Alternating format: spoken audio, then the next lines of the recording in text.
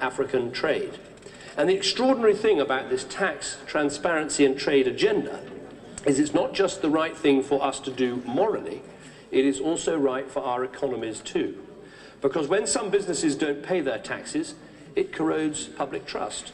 When some companies don't play by the rules, that drives more regulation, makes it harder for other businesses to turn an honest profit. And when Africa doesn't trade to its potential, we all lose the chance to benefit from trading with one of the fastest growing continents on the planet. By 2050, the continent of Africa will have nearly twice the population of China, and a third of the world's youth will live there. We would be crazy not to be part of this journey with Africa and African countries. So in short, getting tax, transparency and trade right is good for us and vital for developing countries too. So let me tell you briefly what we're going to do. First, fairer taxes. At the G8, I'm going to push for international agreements to fight the scourge of tax evasion and aggressive tax avoidance. That means automatic exchange of information between our tax authorities, so those who want to evade taxes have nowhere to hide. It means getting companies to report tax to tax authorities where they earn their profits and where they pay their tax. It also means transparency about who owns which companies and who benefits from it, so-called beneficial ownership. Why does this matter so much? Because some people use complicated and fake structures to hide their profits and avoid taxes.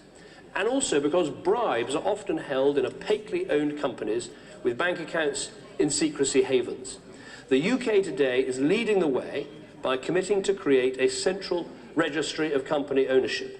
And this morning I've held meetings with our overseas territories and our Crown dependencies.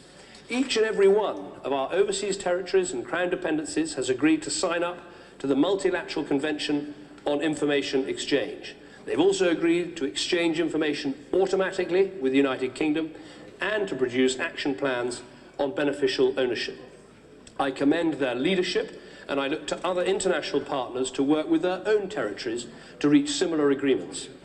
Just as in Britain, people get angry when they work hard, they pay their taxes, and then see others not paying their fair share. So we should demand the same justice and fairness for others in developing countries too. That means we need to put the information out there so they can calculate the taxes they are owed. And we need them to help improve their ability to collect taxes. Now that's what the UK has been doing across the world. In Rwanda, tax revenues have increased sixfold over the last decade. In Afghanistan, eightfold since 2004. In Ethiopia, a nearly 50% increase between 2007 and 2011. Those are all huge steps forward for those countries, and I commend them. That is why tax is so important. Now, the next T, which is linked to it, is transparency. We need real transparency in the payments that companies make and the revenues that governments receive. Just think for a moment about the discovery of North Sea oil off the coast of our own country in Britain. It has given us revenues of over £150 billion. It's boosted our balance of payments by about £50 billion a year. It's supported about 500,000 jobs. Now imagine if we had no transparency over the way that oil was extracted. Imagine what it would have been like if we had most